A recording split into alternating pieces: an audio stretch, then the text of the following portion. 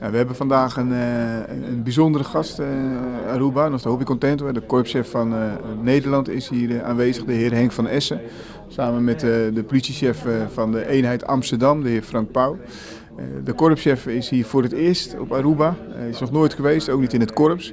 Dus nou ja, je kan goed nu zien hoe wij hier met elkaar werken, welke ontwikkelingen we maken.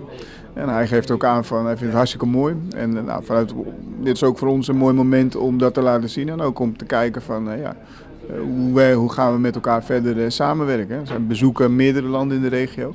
Maar vandaag voor het eerst Aruba dus. Vandaag is het echt even kennismaken. Hij is er echt voor het eerst. Dus ook, je ziet ook voor het eerst de KMT-leden. We gaan zo meteen ook nog even naar de werkvloer. Naar de collega's in Oranjestad en hier de collega's in Santa Cruz bezoeken.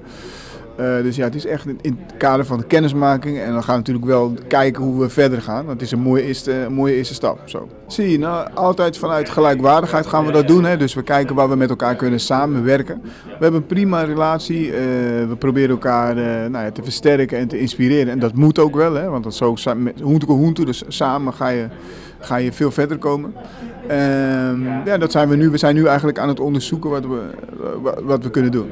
Ook dat, hè, dus hoe ze kunnen helpen, is wat we met elkaar aan het onderzoeken zijn. Er wordt ook al, we maken ook al veel gebruik van bijvoorbeeld met een aantal opleidingen waarbij we ondersteund worden vanuit Nederland. Maar ook door deze gesprekken. Dus we voeren nu een gesprek. Hij gaat ook vooral met de collega's op de werkvloer ook in gesprek om te horen van wat leeft er, wat kunnen we doen. Maar het is vanuit ons, vanuit ons korps bepalen wij en kiezen wij van dit is wat we zouden kunnen doen. Nee, nogmaals, met een Hobby Contento, dus we met de papia holandés. Me gusta papiamento, pero unos 10 gasten uit Nederland. Dus ik ben heel erg blij, want dit is weer een mooie volgende stap in de ontwikkeling van ons korps. En ik vind het heel erg belangrijk dat er kennis gemaakt wordt. Niet alleen hier op strategisch niveau, maar ook met de collega's op de werkvloer. Want juist de collega's op de werkvloer kunnen de beste antwoorden geven over hoe het gaat en wat er nodig is. En hoe we met elkaar kunnen werken. Dus een combinatie van beide dingen. Het is een mooie ontwikkeling, met Hobby Contento.